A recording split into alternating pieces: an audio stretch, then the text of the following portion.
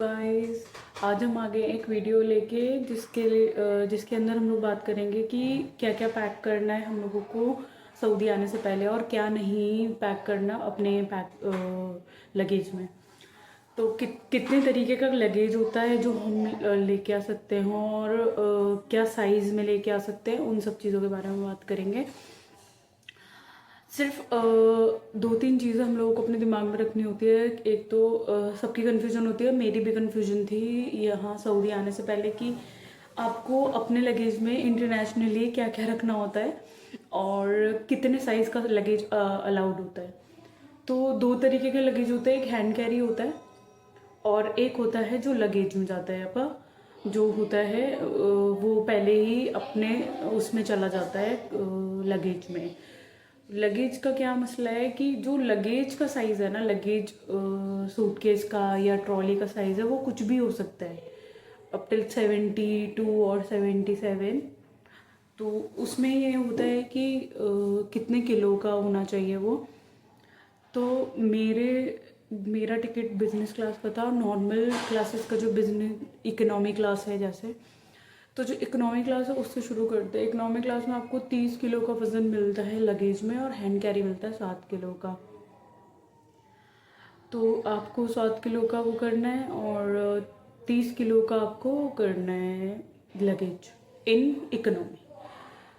तो 30 किलो में आपको आप क्या क्या रख सकते हो उसमें, वो मैं आपको बता देती हूँ। आपको कोई भी बैटरी नहीं रखनी है उसमें। दूसरा, आपको कोई पावर बैंक नहीं रखना। तीसरा, आपको कोकोनट नहीं रखना, जो पूरा ड्राई कोकोनट आता है जो बंद होता है, वो नहीं रखना।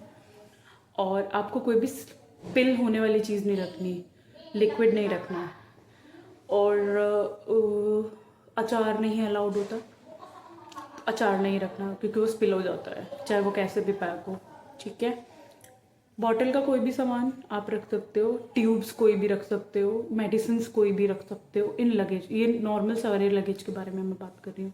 इकोनॉमी क्लास में भी अलाउड होता है, आपका कोई भी मेडिकेशन है आप अपने लगेज में रख लो। और जो आपको फ्लाइट के टाइम पे खाना है या मिडल ऑफ द फ्लाइट खाना है, उसके लिए आपको अपना एक प्रिस्क्रिप्शन डॉक्टर से लेना होगा इंडिया से पहले, मतलब इंडिया से फ्लाई करने से पहले, with the doctor stamp and signature. वही वैलिड होगा, वरना आप अपने हैंड कैरी में या अपने पर्स में नहीं रख सकते मेडिकेशंस। ओके। कोई भी इंजेक्टेबल नहीं रखना है आपको अपने लगेज में। And that's it. 30 kilo 7 kilo, this is for economy class. Business class में बहुत अच्छा आपको मिल जाता है। 74 kg आप लेके जा सकते हो टोटल। तो उसमें 12 किलो का ऐसे होता है और बाकी जो भी होता है वो लगेज में होता है। 23 का 2 लगेज आप लेके जा सकते हो, ऐसे है।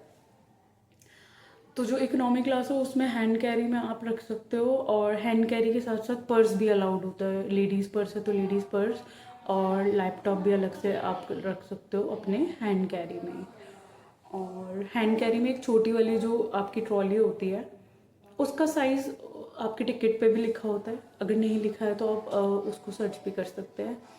अगर वो सर्च नहीं करना है तो जो मिनिमम साइज़ की ट्रॉली आती है हमारी, उसको आप रख सकते हैं। मैं डिटेल्स डाल दूँगी साथ में वीडियो के, और फ़ोटोज़ भी डाल दूँगी अपनी ट्रॉली की इंशाल्लाह। और क्या नहीं रख सकते आप, कोई भी स्पिल होने वाली चीज़ नहीं रखनी है। बॉटल नहीं रखनी है, कोई भी बड़ी बॉटल जैसे 1 लीटर से ज़्यादा भरी हुई बॉटल नहीं रखनी है। Because 1 litre up to 1 litre आप कुछ ले जा सकते हो, लेकिन वो स्पिल नहीं होना चाहिए। और दूसरा, आप एक कोई डायरी नहीं ले जा सकते, मतलब बंद डायरी उसमें मत डालिएगा। अगर आपको लेके जानी है तो आप अपने पर्स में या किसी में रख लीजिएगा। हाँ, इतना ही है। मेडिकेशन आपको लगेज में ही रखना है, और अपना कुछ भी खाने पीने का सामान आप ले जा सकते हो, सूखा कोई भी सामान हो। जैसे मैं अपना अब चावल चीनी वगैरह थोड़ा लेके आई थी, और चाय की शौकीन हूँ मैं तो चाय का सामान लेके आई थी। और सूखा कोई भी सामान आप लेके आ सकते हो जो स्पिल नहीं होता, जो आपके लगेज को या दूसरे के लगेज को ख़राब नहीं करेगा। देन उसके बाद इलेक्ट्रॉनिक का जो भी सामान है ना, आपको या तो आप लगेज में रखिए। इलेक्ट्रॉनिक का वो सामान जो बैटरी से रिलेटेड नहीं है वो सब आपको लगेज में रखना है। जैसे स्ट्रेटनर हो गया, ड्रायर हो गया, वो आप लगेज में रख लीजिएगा, हैंड कैरी में मत रखिएगा। अगर हैंड कैरी में रखेंगी ना तो फिर आपको निकालना पड़ेगा, क्योंकि सिक्योरिटी चेक पे आपको सब चीज़ें अपने बैग में से मेटल रिलेटेड, इलेक्ट्रॉनिक रिलेटेड निकालनी पड़ती है अलग से। वो मैं आपको फ़ोटो दिखा दूँगी, मेरे पास फ़ोटो है, तो वो फ़ोटो भी मैं अभी इसमें डाल दूँगी वीडियो में, ठीक है। वो भी नहीं रखना होता। और ये सब चीज़ें हैं। और बाकी कोई भी लगेज से रिलेटेड कोई भी क्वेश्चन है तो आप मुझे बता सकते हैं।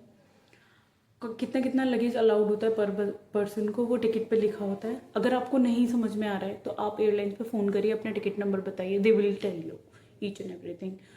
एयरलाइंस का नंबर आपको ऑनलाइन मिलेगा, जैसे गो एयरवेज, ऐसा जिसमें भी आप जा ट्रैवल कर रहे हो उसका आपको कस्टमर केयर नंबर ऑनलाइन मिल जाएगा। उस पर आप कांटेक्ट करके, जैसे मैंने करा था, मेरी सऊदी की एयरलाइंस थी तो मैंने सऊदी पे कॉल करके पूछा था कि मेरा कितना लगेज में लेके आ सकती हूँ, कितना हैंड कैरी में लेके आ सकती हूँ, कितना पर्स में लेके आ सकती हूँ। पर्स में भी जैसे 5 किलो तक आपका पर्स में है तो कोई प्रॉब्लम नहीं है, 10 किलो आपका हैंड कैरी में तो कोई प्रॉब्लम नहीं होती, 2-3 किलो का कोई परेशानी नहीं होती। लेकिन अगर आपके 5-6 किलो ऊपर है तो उसमें फिर आपको चार्जेस देने पड़ते हैं, 500 रुपीज़ पर लगेज।